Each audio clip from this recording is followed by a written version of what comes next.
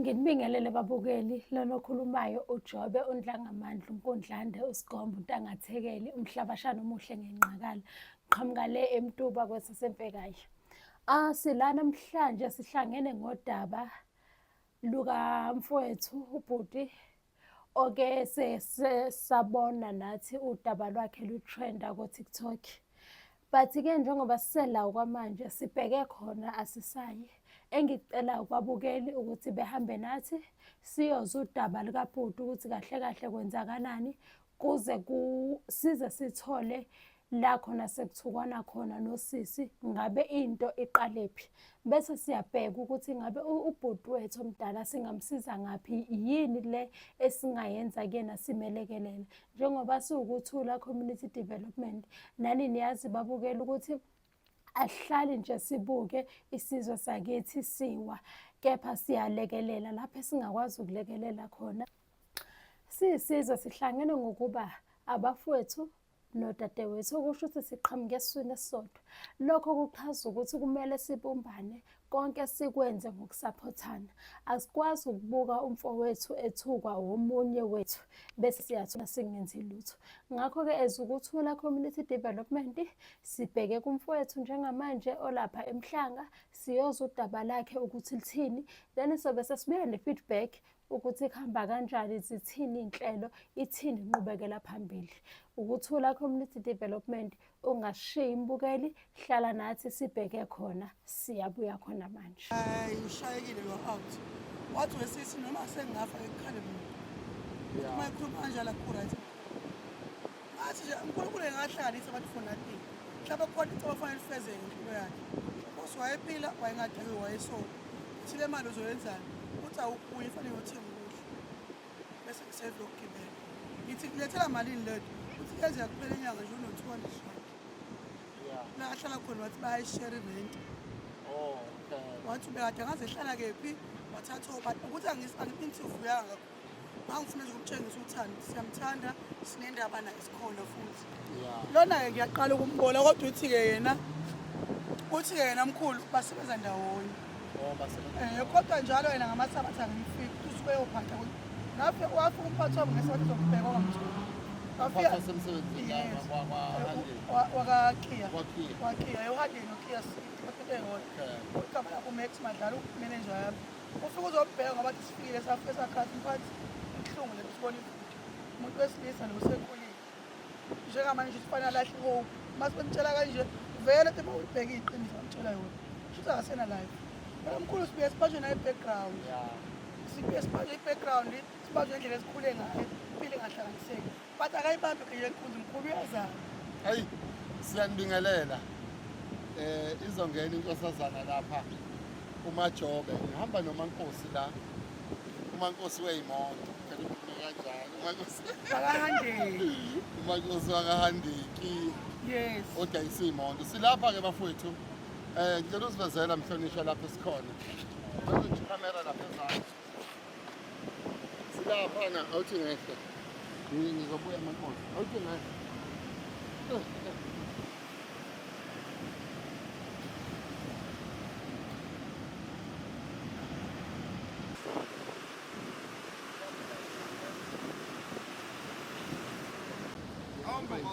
ungaba no-200 for ramba no-150 kodwa kuya ngenhlala hayi yona imali ongayibheka kakhulu.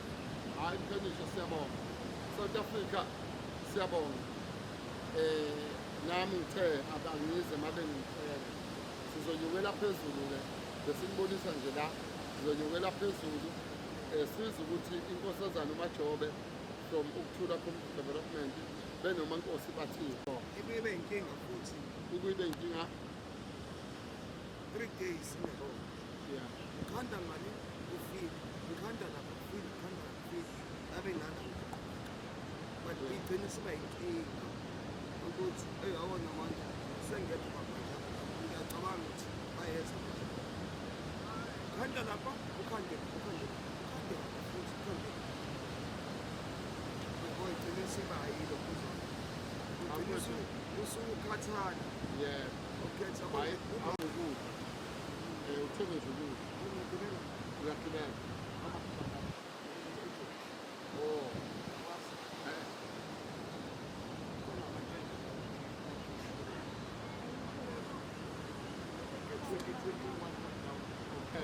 uhlala lawo matende lapho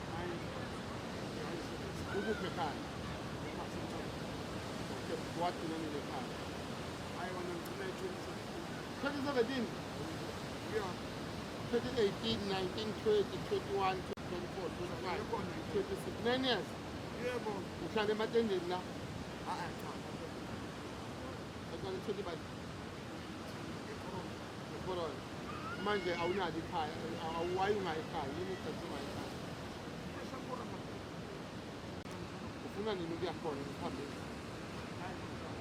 cha ufuna nini ukuya ekhaya nangu sisi lapha nangu sisi Mankosi uthi ugcine 2017 ekhaya la eMthwalume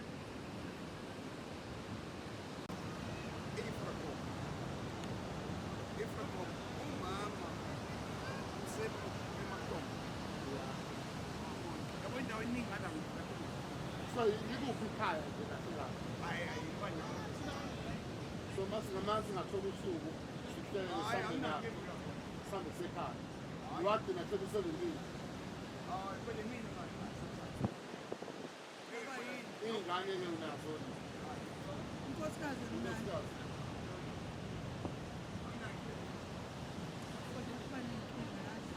ngapha babesengawa seqedela ukuthi esengabafazi abawu-5 engapha kwami wayena sibawu-50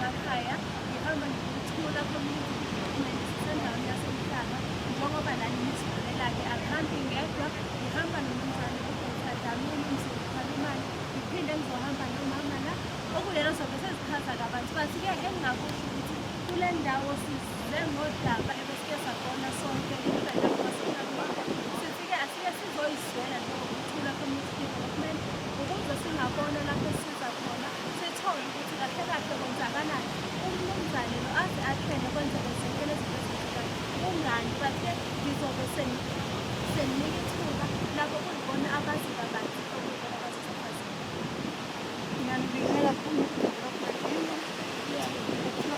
okay bazalwane ngiyanibingelela egama likajesu igama lami nguSisithini wawankosi ngizolila ngohandeni ngabona ividiyo into ngayithukubhuti okuhluleka kwakhe nangabazali nangakubo ngathinteka ngadrayiva ngazombheka ubhuti bengifuna ukubuthana because I know the place so the following day ngacina ngimfikile ngamthola ngamupha imali ngikhazi ngamthamupha imali ngase ngathinteka bazali ukuthi it's useless ukumnika imali ujwayele ukunikwa nabo ukhulu ne-funding laphana esiza abantu sekaningi ngibona esiza abantu bezela amalayisensi ebakhela izindlu ebafaka u-security company enza into ezinkulu ngithi mkhulu lowo muntu akadingi imali sedinga ukusizwa impilo yakhe isishithi ibe ngcono mina-ke bengizomphinda ngasesontweni ngifuna ujesu ngoba impilo yakhe izoshintsha lapho engasizakala khona umkhulu bezoba neminyaka azodlala njengomuntu ohamba esiza abantu ngoba umuntu wesilisa futhi ungowakwethu impilo yakhe befana isishithi ibe ngcono imali izoyidla kuphela kodwa umkhulu befuna ukumenzela i-progress ukuthi akube impilo eqhubekayo ngayo nangumkhulu wasefezulume nanyakwayo South Africa wasuhamba manje sisi wami South Africa umzulu Khalimali usisi Mankosi lapho ngithekile bakithi wathi hayi Dlamini nami ngeke ngayibona-ke wayemela usise nyuma la insizwe lapha emushemusho wabe sengithinta-ke nami-ke makhona izinto ezenzakalayo ngithinte yona inkosazana lapho isencane uMajobe ukuthula community development wasengithinta-ke ngisengithi nama-ke ngize sibone ukuthi singamsiza kanjani.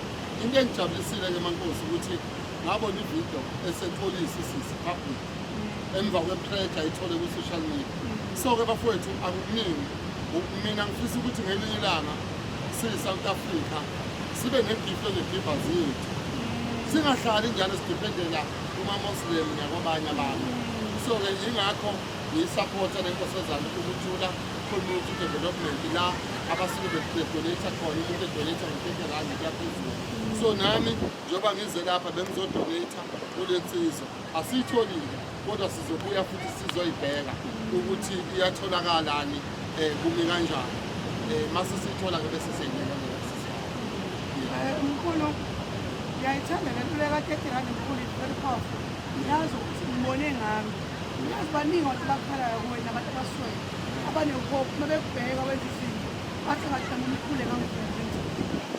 So ngiyakuphumezela ukuthi South Africa ayilandeli ipeji lakho noma likasisi ifandwe lento yakhe kushintshwe impilo zabantu bakithi ngoba udliwe umnotho wethu nathi asinakani sisodwa. Ngafundisa uMamkhize usisi wangilethe eThekwini wangihlalisa emzini wakhe bengihambisa ngefortune abangisemsebenzini afika nemali yokugqoka ngiyakudala kukenayo imali ngifika la ethi ngasiza umuntu wakithi omnyama uMamkhize usisipilo kaMkhize. Mkhulu ngithi mina abantu abanikele kule nto mkhulu asiyiphakamise ngibonile ukuthi wakhele isakwazi hlakile evuzayini. Nginomuntu owangithi khona mkhulu wangitshela ukuthi wabona umkhulu wambamba umphethwe kwathi umkhulu ngakusangishiya la. Namhlanje udrayiva wetekisi wenzile umkhulu driver's license wamthatha umkhulu wayimfaka ekaphanini yamatekisi kumngani wakhe uyadrayiva itekisi ugani unomfazi wasiza umkhulu. Nginabantu engihamba abalinqoka umkhulu abasiza ngeke abe nawo umkhulu amandla okusiza South Africa yonke kodwa R30 goes a long way. Umkhulu nabafazi abawu-2 kuney'ngane ey'ningi lezi y'ngane kunomndeni kunama-accident family bonke lapha basuke babheke yena. Mina ngithi asifande le nto kamkhulu R30 bafowethu imali awusamele ngishushu wami mkhulu awusamele ngisho isipho mkhulu umasiwasina sonke siyawufaka kule-akhawunti kodwa uma unikela bazali usuke unikela uNkulunkulu hhayi kumuntu. The more you give, the more you get. Leya mpilo yomuntu eyoshintsha bonga nawe investment yakho leyo kuNkulunkulu ngizothi mina siyiphakamise lento buka njengamanje mkhulu bese lo muntu asazi umkhulu bezomenzelani but believe me umkhulu bezokwazi enkulu ngayo. Nangu nje omunye simfice la umkhulu manje ufuna simhambise ekhaya kubo ngoba sezomdala akaze wakhiphe ekhaya ngo-2017 ingqondo yakhe imendawonye watshelwa ekhayethukwa ukuthi wena uyilutho uma wakhe akayilutho yagqilazela ingqondo yakhe wakholwa ukuthi akayilutho wabopheleka la 2017, 18, 19, 20, 21, 22, 23, 24, 25, 26, 10 years. La emthwalweni, la emthwalweni. Kulamazwe yamgqilazi umuntu. Lapha emthwalweni. Sakuthulile abantu abazositshela ukuthi hayi bathi vuka khona khona. Lo muntu wagqilaza wathuka naye ngiyakholwa lokho ukuthi bamtshela ukuthi wena uyilutho uyefunge lutho noma akuyahlupheka. Naye usedilile. Naye wabona ukuthi noma mama wathi noma uyasibahluka noma nobaba. Ayikho into ehlukile nami baba mkhulu. Ngitshela ukuthi baba sesizile ekhaya. Sikhulu baba wethu ngegama. Sikuthanda singakinga ukuthi naye sazi ukuthi ondla kule yana. Kwenye indawo. Kodwa futhi ade sikubaye ku-social media lokho awufuni ukuya lapho awufuni ukuya lapho kodwa asiqale sikushude lokho siyazikhula umuntu wethu ubaba wethu umuntu wethu ifathi ubaba wethu baba thina be-rich enemali ehlonitshwa archbishop ebizwa ngenduna endaweni kuyo lokuphetha abantu kodwa engasondli endlini kamama awufuni ukuhamela amayoboni uma wade esesikoleni babe yisiguli u-owner umama ade esesikoleni amayoboyi nophaya ngiyafuna ngangifunda mina ey'kole ey'biza unkulu nemali kamama yamayoboli uma kunothisha ababili nende esingaphezulu imali yamayoboli waganisa amntwana amabili nomfana ngaphezulu nemali yamayoboli akuyona imali isibusiso akazi noma ehambe kuya ngoba beyinhlabela ukuthi ungibona nje unkosi wahlala ebusuku awu-7 eswini ngamasoki asuke isibongo sihlule sasingafani nesibongo kodwa wasasiza ujesu nokuhlala phakathi encourajayo impilo yethu yabangcono ngizothi mina sinakaneni little you can do isiyo ufama ukhokhela ingane yamakhaya ukuthi apply but it's a lot ya imali enkulu asilekelelani lokho ongakwazi ukukwenza mkhulu kungesho impilo yomuntu hayi South Africa ngiyabonga inkosazana ngicabanga ukuthi izonika inamba okuyiyona esizokwazi ukuthi nisithole kuyo inkosazana lapho esencane ukuthula community development then ebese-ke niyakwazi ukuthi kube khona enikwenzayo bafowethu uma ngabe ngenza mina engisuke ngikwenza emphakathini kuningi engikwenzayo yabona ngithe masikuloya muzi lapha eNtuzuma kwafika ingane encane engaka elidayisa itiluli nemfaduko uyabona nalokho ukwasha izinto ngithi mina ngihamba nobani ithi ngihamba nobaba ubaba iyamkhomba ubaba ngihlala ithi sihlala ku-room umama nobaba bese kuba ithina siba u-4 bahlala kulo-room okabani u-room owomuntu bahlalisiwe abanayo so uma ngi-check-a iy'cathulo abanazo ngabe sengithini babulinda kubekayo ngiyamazi babulinda kubekayo ukavele nobaba umsweni ngathi baba ulinda kubekayo akuyona i-department yami engithathile ngicela babulinda kubekayo silekelele loya mndeni next week siyowuvakashela loya mndeni uMankosi futhi uma ngabe ithuba enalo uzofika nabanye bafowethu abafisa ukusijoyina kulo mkhakha esiwenzayo mina bafowethu into edala ukuthi ngiphethe sengisiza abantu mina isitrobho mina ushawa ngesitrobho namhlanje nginemvimbo mina eyadaleka ngimncane imvimbo mina ngiyakwazi ukuvuka ekuseni ngo-1 ngabe ngiyokhipha iy'nkomo zetibhini kukhona ingane esiyishiya ilele lapha endlini mina ngiyakwazi ukulala ungadlile uvuka udla itshele lokho kuthiwa isikhobo mina ngiyakwazi ukuthi umbe ithoyilethi lomgodi lomathoyilethi asemakhaya umbele umuntu wakwamakhelwane ngoba ezokunika u-26 rand school fees ngaleso sikhathi ngiyakwazi mina ukuqubha ilahle leli makade ngibasiwe uqubhe ngelahle izinyo libe mhlophe ngiyakwazi mina ukuthatha amafutha enkomo okade ahlale lamafutha abomhlwehlwe noma makade kuphekiwe inkomo bese niyawathatha lamafutha niyawabeka futhi mhla kuthiwa ukudla kukho nithatha uphuthu olulinye emasimini ubeke lapho ufake usawoti uthathe la amafutha ubeke ngaphezulu kuhlangane kuphume iphunga lembuzi noma iphunga lenkomo udle uphuze amanzi ngoba isisu asikho transparent njengoplastiki njengoba njengewindi ukube zayibonakala isisu ngaleso khathi noma ukube sisiyabonakala ngabe sahlekwa everyday ngiyakwazi mina ukuswela uthi uyahamba esikoleni endleleni uvele ulale zikolo indlala ngelinye ilanga kwaze waqhamuka umuntu omunye umama oseshadile owayefunda nobaba wathi awunazo iy'ngane ey'kadeni washo ubaba wathi lezi ngane ziyabona athi ayingoba igula ilambile wasithatha sayimzinyoda sofesana so-ke South Africa lokhu engikwenzayo hhayi ngoba ngifuna ukuzenzela mina kodwa ngifuna ukubona ngelinye ilanga impilo yomuntu omnyama ishintshe isifiso sami ukuthi sibe no-gift of the givers wethu thina ndlemnyama lokho singakwenza ngoba bonke labantu abavula amabhizinisi la i-target market yabo ithina sibaningi ngendlela eyisimanga kodwa ngoba sibambene akukho esingakwenza siphumelele ngiyabonga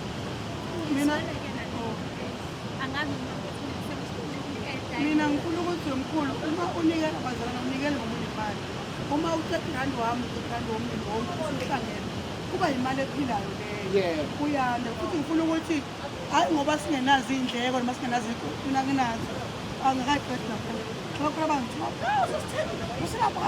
isigubhu saka-Avon isigubhu saka-Forever wami understand asinikeli ngoba sinakho sinikele ngoba kuyisidingo ngizogcizela abafowethu ukuthi yonke into yenza ngenhliziyo enhle mhlobo uNkulunkulu akawadla amadlumeni usu-investe embusweni kaKristu uNkulunkulu uyandisa ukunikela kuwumkhuba womzalwane it's biblical futhi kuwukuntu asiyisapoteni lento bazalwane asenzeli umuntu kusenzela thina leyethu ngoba ngeke sibe namandla ngeke ube nawo amandla wena wedwa okushintsha nje impilo yalowa muntu but uma simunye sihlangene kukhona esikwenza ukuthi kukhulu ithini futhi inamba yakho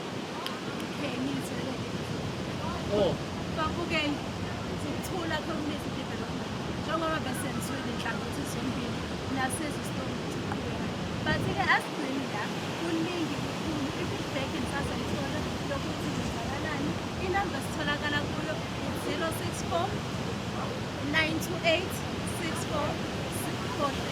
Ngicela ukuyiphinda futhi 064 928 4643. Ukuthula Community Development. Siyatholakala ku-TikTok, Facebook, Instagram, kanjalo naku-WhatsApp siyatholakala. Mawusidinga sihlezi sikhona. Mawukuthi khona la ubona khona ukuthi sukuthula kumele ukuthi siyolekelela khona nizwele. Ngiphinde ngiqikelele futhi babukele ukuthi le donation yenu ewu-30 rand isho lukhulu ebantwini, njengoba nesisho sisho njalo sithi umuntu ngumuntu ngabantu. Asibambane sinathatha amahle sibe imbumbe sisize loyo naloyo sikhombisane uthando okuyiyona nto ebalulekile kuthina sonke. Ngiyabonga kanjalo ukuthi nisazi silandela